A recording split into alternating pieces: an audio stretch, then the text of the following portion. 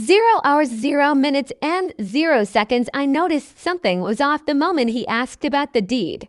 Not the first time he asked, not even the second. It was the third time, 3 weeks after my son brought him home for Thanksgiving dinner when I was standing at the kitchen counter cutting rhubarb for pie. And he leaned against the doorframe with that easy smile and said, "So this place must be worth a fair bit now, eh? With the waterfront and everything." I said something vague about not really following the market. I kept cutting, but I noticed my name is Wyford, though everyone who's known me longer than a decade calls me Fred. I'm 63 years old. I retired 2 years ago after 31 years as a Crown prosecutor in New Brunswick. I have a house on the Caucasus River that my late husband Boyd and I bought in 1989 for a price that would make you laugh today. I have a modest investment portfolio, nothing spectacular, but enough that a financial advisor once told me I'd never have to worry. I have a daughter in Calgary who calls every Sunday. And I have a son, my youngest, who I would walk through fire for without a second thought. His name doesn't matter as much as what happened. What matters is the man he brought home. Boyd died 6 years ago. Pancreatic cancer, fast and merciless. We had 11 months from diagnosis to the end, and I spent most of them either at the hospital or sitting on our back deck watching the river, trying to memorize the particular way the light moved across the water in late afternoon because Boyd had always loved that light. And I wasn't ready to be the only one who remembered it. After he died, I did what people do. I grieved. I reorganized. I eventually came back to myself. I kept the house. That was the one thing I was certain of from the beginning. I was keeping the house. My daughter thought I might sell and move closer to her in Calgary, and I understood why she thought that.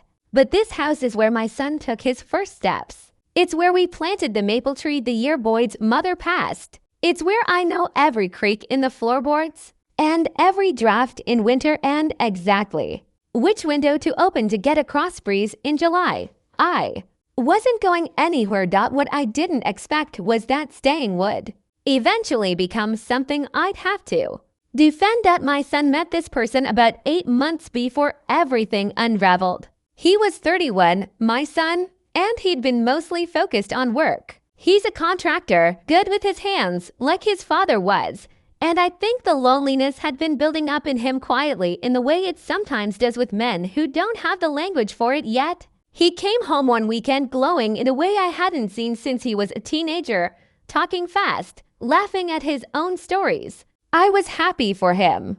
I was genuinely, completely happy for him. The first time he brought this person to meet me, I made a proper Sunday dinner.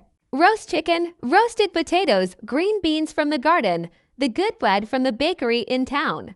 I set the table with the blue cloth. I wanted him to feel welcome. He was charming. That's the word that kept coming to me as the evening went on, charming in a way that I recognized professionally, even if I didn't want to recognize it personally. He asked thoughtful questions. He complimented the house sincerely, or what sounded like sincerely. He helped clear the plates without being asked. He told a story about his own father that made my son laugh and made me feel for a moment like I was watching something real. But then at the end of the night, when we were standing at the front door putting on coats, he looked out toward the river and said, "You must have quite a bit of acreage with a view like that." I said, "Enough for the garden and the dock." He smiled. "Smart investment, buying when you did." I said, "Good night." I told myself it was nothing. People make small talk about property all the time in this country. It's practically a national sport. I told myself I was reading professional suspicion into a casual comment. The second time was a month later. He and my son came for the weekend, and on Saturday morning he found me in the garden. We talked about the property line along the cedar hedge. He asked how far back it went, whether riparian rights extended to the dock, whether I'd ever considered subdividing. That last question made me go still inside. I said I'd never thought about it. He nodded like I'd said something interesting and walked back toward the house. The third time, the rhubarb day, I didn't say anything to my son. Not yet. I was still gathering. An old prosecutorial habitude, don't move until you have enough. What changed everything was the call from my doctor's receptionist. Someone had made inquiries about my file cognitive assessments, medication reviews, power of attorney. Someone claiming to be family helping with care planning. I sat down, and I understood that it wasn't a relationship. It was a structure. I called a colleague. She confirmed what I already suspected. Financial elder abuse in the grooming stage. Proximity, information gathering. Testing legal vulnerabilities. Then my son called me from his truck. He asked me if he was being paranoid. I told him no, and I told him everything. What followed wasn't dramatic. That's the part people get wrong. He ended it quietly, decisively, with no audience. I documented everything. We confirmed patterns.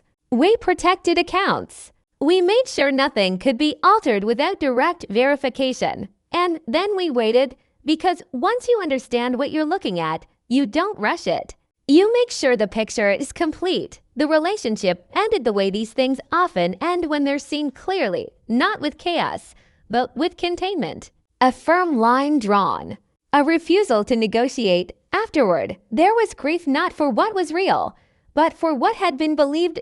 My son came over Sundays. We didn't over-explain it. We just lived through it. And I kept thinking about something simple, how easily it started. A question about a deed. A comment about acreage. A suggestion that sounded like conversation. That's the part that stays with me. Not the ending, but the beginning. The way harm often arrives dressed as curiosity. What saved us wasn't fear. It was attention. Years of learning not to ignore what didn't sit right, and the willingness to act only when we were sure enough to stand behind it.